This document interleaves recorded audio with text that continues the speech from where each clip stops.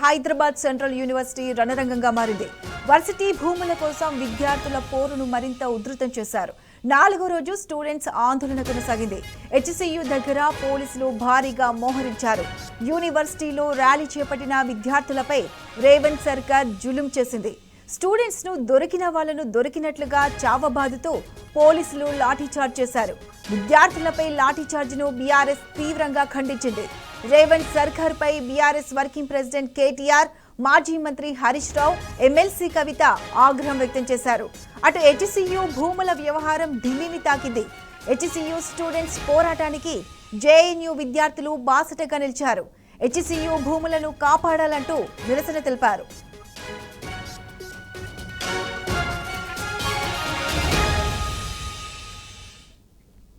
Ready అంశానికి సంబంధించి పూర్తి అప్డేట్స్ మా ప్రతినిధి రంజిత్ అందిస్తారు.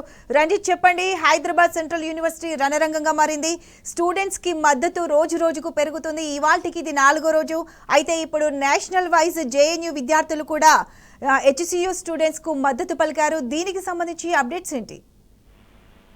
ప్రత్యూష, ప్రస్తుతం ఇక్కడ హెచ్సియులో వచ్చేసి ఉద్రిక్త పరిస్థితులు ఏర్పడుతున్నాయి. దానికి కారణం ఏంటంటే ఇక్కడ ఉన్న ప్రజాప్రతినిధులు కావచ్చు, పోతే పర్యావరణ వేత్తలు కావచ్చు, అంటే ప్రతి ఒక్కరు కూడా హెచ్సియులో ఉన్న ల్యాండ్ ను కాపాడుకోవాలి, పర్యావరణాన్ని కాపాడుకోవాలి అనే దృక్పథంతోనే ప్రతి ఒక్కరు కూడా ముందుకు వస్తున్నారు. ఒకవైపు మన పర్యావరణవేత్తలు కావచ్చు, మరోవైపు వచ్చేసి రాజకీయ నాయకులు. దాంతో పాటుగా ఇక్కడ ఉన్న ఎవరైతే విద్యార్థులు ఉన్నారో విద్యార్థులు వచ్చేసి మన బీఆర్ఎస్ వర్కింగ్ ప్రెసిడెంట్ కేటీఆర్ కలిసి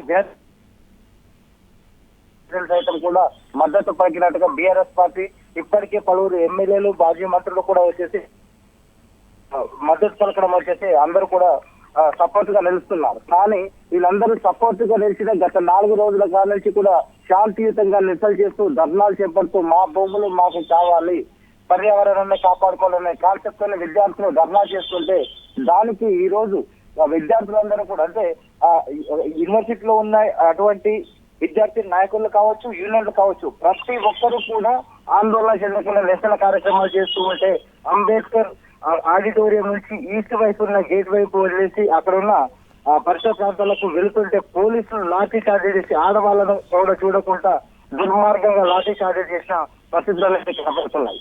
దీంతో పాటుగా ఇక్కడ అంటే పర్యావరణాన్ని కాపాడుకోవాలనే ఆలోచన లేకుండా ఒకవైపు హైదరాబాద్ పేరుతో చేసేమో పేదలను నాశనం చేస్తుంది, మరోవైపు పర్యావరణము ఉండి ఆక్సిజన్ ఇచ్చే అంటే ప్రాణవాయువు లాంటి హెచ్సిను కూడా, గుండెకాయ లాంటి హెచ్సిను కూడా వచ్చేసి ఈ విధంగా అవి కూల్చడం, చెట్లను కూల్చడము, జింకలు చనిపోవడము, నెమళ్ళు అరవడం వల్ల వచ్చేసి ప్రతి ఒక్కరు కూడా బాధపడుతున్నారు. సో ఇప్పటికైనా రాష్ట్ర ప్రభుత్వానికి ఖచ్చితంగా, అంటే వాళ్ళు చేసినది ఏదైతే ఉందో ఆ చర్యలను వెనక్కు తీసుకునే వరకు కూడా వాళ్ళు ఉద్యమిస్తామని అంటున్నారు. దాంతో పాటుగా వచ్చేసి హెచ్సి పేరు చేత రిజిస్టర్ చేయాలని డిమాండ్ చేస్తున్నారు. ప్రత్యూష.